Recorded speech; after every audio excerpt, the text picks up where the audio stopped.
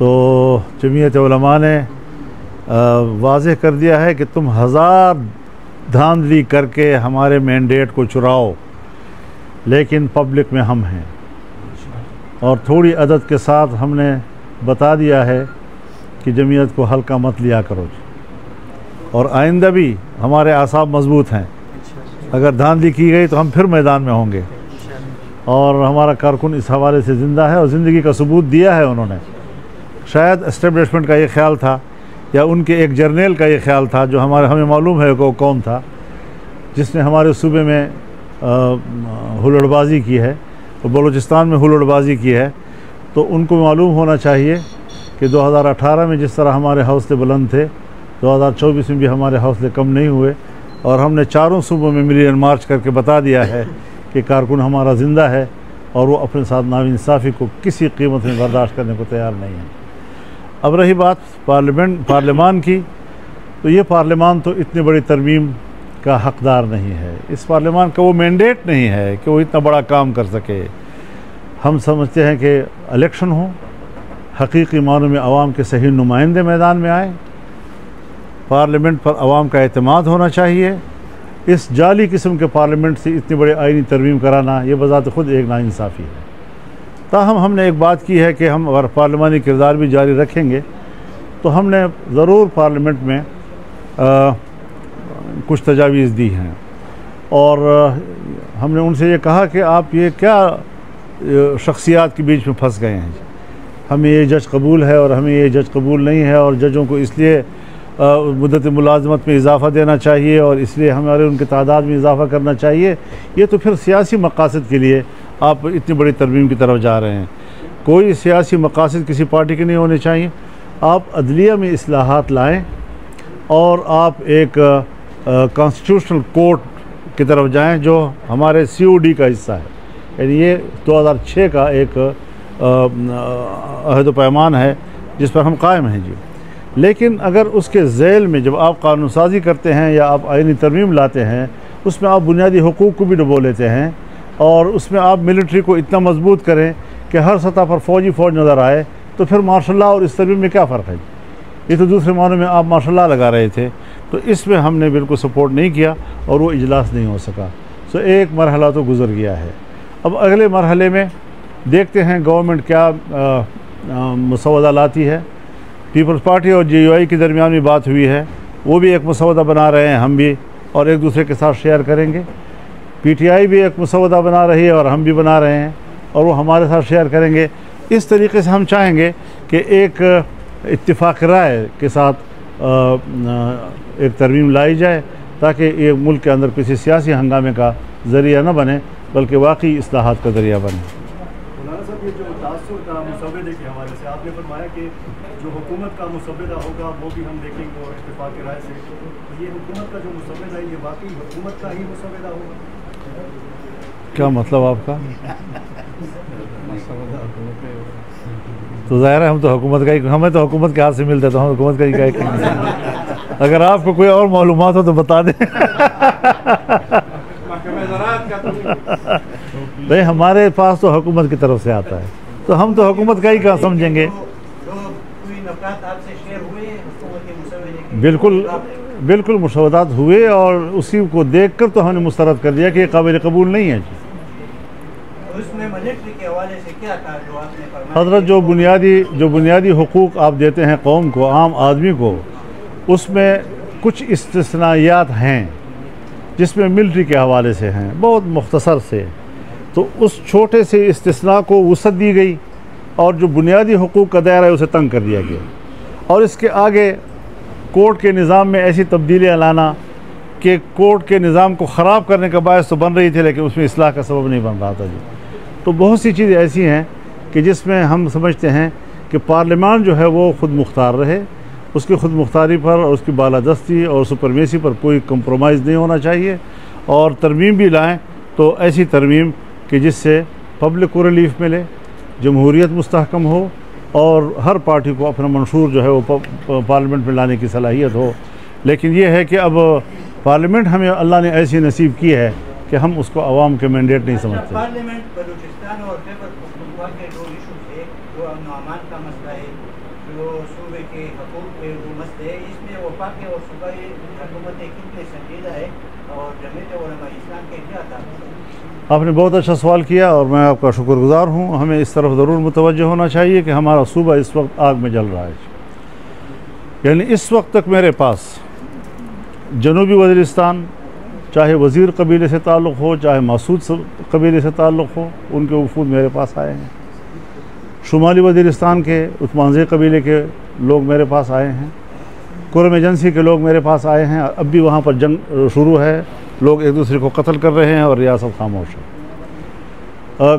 ये हमारे खैबर एजेंसी के कोकी खेल कबीले के लोग आए हैं हमारे पास, अफरीदी लोग। तो कोई ऐसा एजेंसी नहीं है कि जिनके वफूद कम अज़ कम मेरे पास बराह ना आए हों। और ये सब तशवीश का इजहार कर रहे हैं। किसी को घरों के मुआवजे नहीं मिल रहे, तो गरीब लोग हैं, घर तबाह हो गए, उनके दोबारा बनाने के काबिल नहीं हैं। कुछ लोग हैं कि इतने तवील अपने मुल्क में हिजरत का दौर मुकम्मल करके भी अभी घरों को वापस नहीं जा सकते और फ़ौज उनको वापस नहीं जाने दे रही। तो इस सारी सूरत हाल में हमारे कबाइल जो हैं, मेरे ख़्याल में इंज़िमाम से पहले के हालत में अच्छे थे, इंज़िमाम के बाद में जो है वो ज़्यादा परेशान है जी, और ज़्यादा किस्म की मुश्किलात से गुज़र रहे हैं। अब न फाटा रहा न सेटल रहा, इस बीच में क्या चीज़ है समझ में नहीं आ रही। इस वक्त फाटा का अवाम मज़लूम है, मज़लूम। और यही सूरत हाल हज़रत बलूचिस्तान की भी है। हमारे यहाँ भी लापता लोग हैं, बेतहाशा लोग हैं। इसी तरह लापता लोग बलूचिस्तान में हैं, वो भी अपने प्यारों के लिए रो रहे हैं और यही उनकी सबसे बड़ी प्रायोरिटी है। और ये चीज़ें जो हैं इस वक्त बदअमनी की सूरत हाल है। मुसल्लह गिरोह हर जगह आज़ाद हैं, कंट्रोल उनका है, स्टेट की रिट ख़त्म हो चुकी है। हम किन झगड़ों में पड़े हुए हैं और मुल्क किधर जा रहा है, प्रायोरिटी को तय करना चाहिए। तरजीहात क्या हैं हमारी, इस पर हुकूमत नहीं सोच रही। आज पेशावर में एक सेमिनार हुआ है फाटा मस्जिद के हवाले से और कबाइल के मसाइल के हवाले से, और सारे वो लोग थे जिन्होंने फाटा मस्जिद का फैसला किया।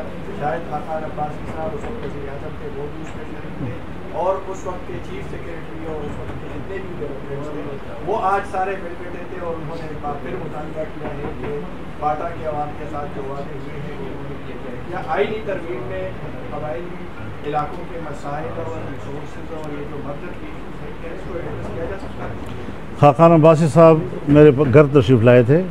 इस मौजू पर बड़ी तफसीली गुफ्तगू हुई और वो सारा पस मंज़र उनको मालूम था। खाकान अब्बासी साहब मेरे घर तशरीफ़ लाए थे उस वक्त जब ये तरमीम अभी नहीं हुई थी। तो 25 मुतालबात में से 4 मुतालबात जो हमारे थे, जिस पर हमें इख्तिलाफ था, उससे वो विड्रा हो गए थे। विड्रा होने के बाद कहाँ से हुक्म आया? ज़ाहिर है कि मुझे मालूम है कि अमरीकी अफसर कौन था जो आया और उसने कहा कि फाटा मर्जर इज़ मस्ट। ये अल्फाज वो हैं जो मेरे सामने कहे गए हैं।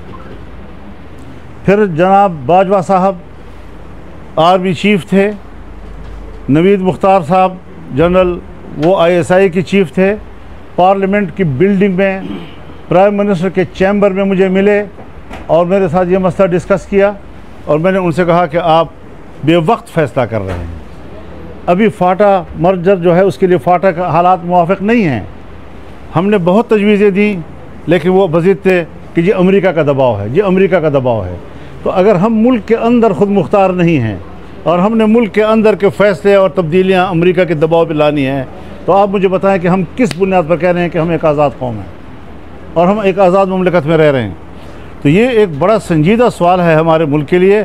फाटा के अवाम के साथ इंज़िमाम की सूरत में जो जुल्म हुआ है, आज तक उसकी तलाफ़ी नहीं हो सकती।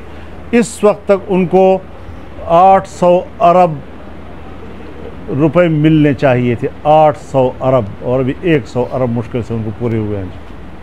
8 साल के बाद हर साल उनको 100 अरब मिलने थे। तो इस फाटा के अवाम ने क्या जुर्म किया है? फाटा के अवाम ने तो मुल्क का दिफा किया है। वो आपका एक सरहदी दिफा का किरदार अदा करते रहे हैं। इसलिए इन इज्तिमाआत से और सेमिनारों से कुछ नहीं होगा। अपनी गलती का एतराफ़ करें, कहें कि हमने फाटा के अवाम के साथ जुल्म किया था, हमने जबर किया था।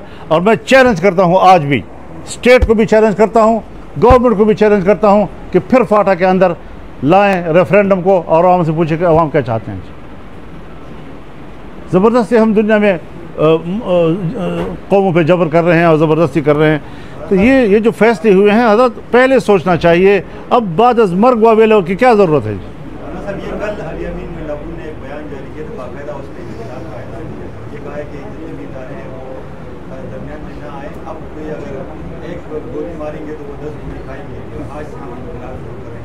इंकलाब का ऐलान किया कि मैं इंकलाब का आप एक सीनियर मेरे ख्याल में मैं तो इस बयान को इस काबिल भी नहीं समझता कि इसका जवाब दूं। मैं अपनी तौहीन समझता हूं ऐसे लोगों की और ऐसे लोगों के बयानात की। मेरे नज़दीक ऐसे बयान की कोई हैसियत नहीं है, ये ऐसी एक बड़बोला है।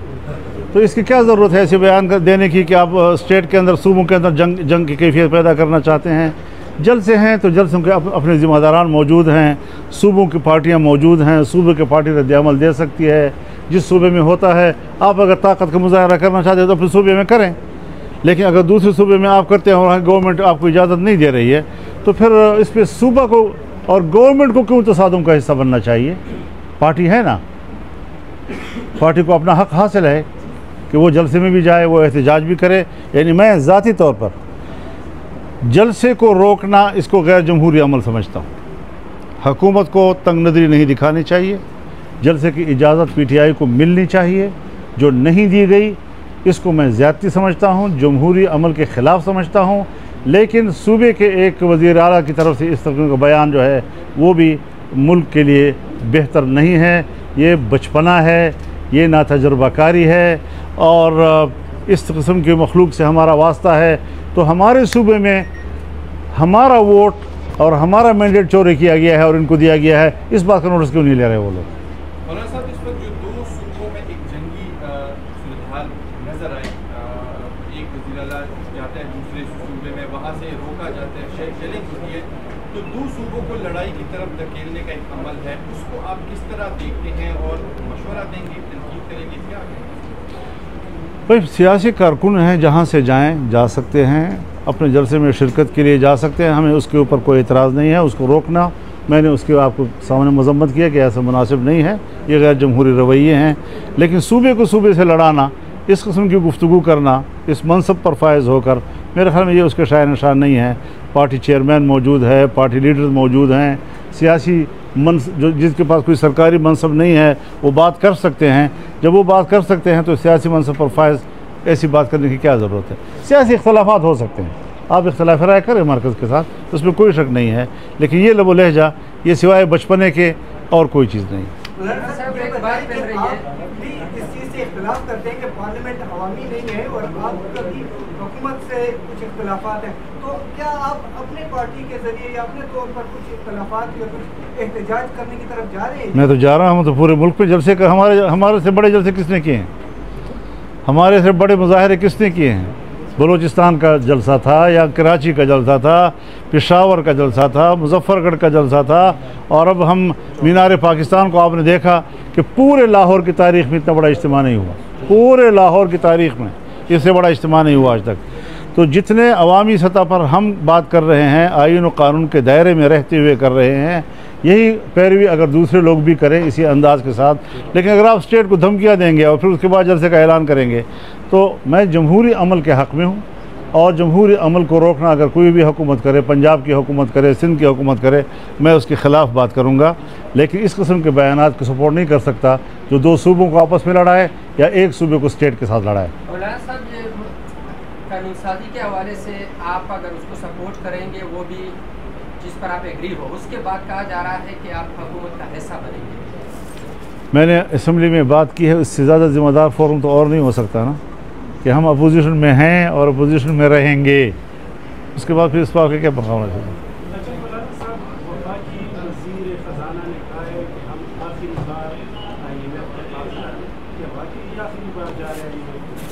हज़रत आपका स्टेट बैंक IMF के हाथ में है, आपका बजट IMF तैयार करके दे रहा है, इस किस्म की बात सियासी बयान तो हो सकते हैं, लेकिन इन्हीं लोगों की पॉलिसी ने तो हमें ग़ुलाम बना रखा है माशी तौर पर। अगर कल को हुकूमत JY की आती है, मरकज़ियत में हुकूमत बनती है आप लोगों की, तो क्या IMF से फिर भी बात होगी हुकूमत की? मैं कल की बात आज नहीं बता सकता कि क्या हमने जो सूरत हाल हर चीज़ में आपकी पॉलिसियाँ मैटर करती हैं। पॉलिसियाँ तदरीजी तौर पर आपको मुश्किल से निकालती हैं। ये नहीं कि आपकी हुकूमत आई तो एक ही दिन में तालीम मुफ्त हो गई, और आपकी हुकूमत आई तो एक ही दिन में सेहत जो है मुफ्त हो गई, और आपकी हुकूमत आई तो एक ही दिन में आप IMF से हर चीज़ की एक पॉलिसी होती है। हमने जिस तरह अपने सूबे में प्राइमरी से शुरू किया और FSC तक किताबें मुफ्त मुहैया के लोगों को, हमने एक ज़िले से शुरू किया और 12 अजला में A लेवल के हॉस्पिटल हमने बनाए थे। हमने तालीम में कितनी तरक्की की और कहाँ तक हम पहुँचे, ये सारी चीज़ें तदरीजी तौर पर होती हैं, बशर्ते कि आपकी पॉलिसी तो हो। तो जब हमारी पॉलिसी IMF के निजात की होगी तो तदरीजी तौर पर यकीनन हम उनसे आज़ादी हासिल करने की तरफ जाएंगे।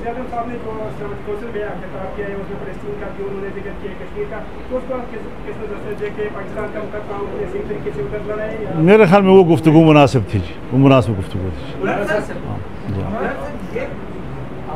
मौलाना साहब, एक तो उम्मत मुस्लिमा निफाक का शिकार है और दूसरा हमारी रियासत और हमारी हुकूमत की जो तरजीहात है वो कुछ और है, और हमारी सियासी जमातों की तरजीहात भी कुछ और है। ये जो हमारा सूबा पाटा मर्जर के बाद बिल्कुल बराह रास्त लगे अफगानिस्तान के साथ, आप अफगानिस्तान गए, अपने वक्त के साथ गए, मौजूदा दिनों में कोई ऐसी तजवीज़ है कि सियासी जमातें उसमें किरदार अदा करें या आप जैसी शख्सियात उसमें किरदार अदा करें, कम अज़ कम अफगानिस्तान और पाकिस्तान के मामला दुरुस्त सिमत में चलना शुरू करें? फिदा भाई, मैं इलेक्शन से पहले जा चुका हूँ। मैंने एक हफ़्ता वहाँ गुजारा है। मैंने तमाम शोबों में दोनों मुल्कों के दरमियान ताउन के रास्ते निकाले हैं। मैंने मुसल्लह गिरोहों का हल भी निकाला है, इनको रिपोर्ट किया है, इन्होंने अप्रिशिएट किया है। लेकिन उसके बाद अगर वो नहीं उसको आगे बढ़ा सके तो मैं क्या कर सकता हूँ? फिर हमारे साथ जो हुआ, जिन्होंने स्टेट के लिए इतना कुछ किया, उनके साथ जो हुआ इस सूबे में और बलूचिस्तान में किस कीमत पर हुआ, क्यों ऐसा हुआ? तो ये सारी चीज़ें अपनी जगह पर हैं। हम इतनी भी कमज़ोर अपने आप को नहीं समझते कि आप हमें असम्बली से बाहर रखेंगे। हम इन असम्बलियों को फिर अहमियत ही नहीं देंगे। हम मुकम्मल सड़कों पे आ जाएंगे और मुकम्मल सड़कों पे आकर फिर शायद हम उनके लिए ज़्यादा ख़तरनाक साबित होंगे। हम इतनी भी कमज़ोर नहीं हैं कि हम सरेंडर हो रहे हैं। हम सरेंडर नहीं हैं, हम बाकायदा मैदान में हैं, लड़ रहे हैं, लेकिन हमारा अंदाज़ बिल्कुल आइन और कानून के दायरे के अंदर जमहूरी अंदाज़ है, सियासी अंदाज़ है। हम ऐसे माहौल पैदा नहीं करना चाहते। सवाल सारे उनसे हैं, स्टेट से हैं कि जिस दहशतगर्दी के ख़िलाफ़ आप 2010 से लड़ रहे हैं, स्वात से लेकर पूरे पश्तूनख्वा को आपने बेघर कर दिया। हमारी इज़्ज़तें घरों से निकल गईं, दर बदर हो गई। आज तक मुहाजिर हैं अपने मुल्क के अंदर, और आज उससे कई गुना ज़्यादा मुसल्लह गिरोह इस वक्त हमारे यहाँ डेरा इस्माइल ख़ान में, लक्की मरवत में, टांक में, बन्नू में, वज़ीरिस्तान में इस वक्त जब हम और आप बैठे हैं तो थाने बंद हो जाते हैं और सड़कें इनके हवाले होती हैं, देहातें इनके हवाले होती हैं। अब इस हवाले से अब आप मुझे बताएं कि हम कैसी ज़िंदगी गुजार रहे हैं वहाँ पर और कैसे हमारे हालात गुजर रहे हैं। इनको तो हम ही जानते हैं ना, जो लोग भुगत रहे हैं। लाहौर में बैठा हुआ आदमी तो शायद का एहसास ना कर सके, वो तो अभी वहाँ अल्लाह ताला उनको महफूज रखे, लेकिन हमारे यहाँ जो हालात हैं उनको शायद वो इदराक नहीं कर पा रहे। हुकूमत ने कहा है कि जी फेडरल गवर्नमेंट हमें इजाज़त नहीं दे रही अफगानिस्तान के साथ मुज़ाकरात करने के लिए, इसलिए हम खुद जो है वो पहल करेंगे। सर ये बताएं कि जो बयानात आ रहे हैं वज़ीर आला की जानिब से, तो अमीर मकाम ने भी ये कहा है कि ऐसे हालात पैदा किए जा रहे हैं कि सूबे में गवर्नर राज लगा दिया जाए, इसकी हमायत करेंगे आप? अभी तो हम गवर्नर राज की तरफ नहीं जाना चाहते, और अगर अमीर मकाम जाना चाहते हैं तो फिर फेडरल गवर्नमेंट उनकी है, वो क्या फ़ैसला करते हैं क्या नहीं करते। लेकिन ये ज़रूर कहना चाहते हैं कि न मरकज़ में आवाम की हुकूमत है, न सूबे में आवाम की हुकूमत है। मैंडेट दोनों जो है ना वो जाली किस्म के हैं। मेहरबानी।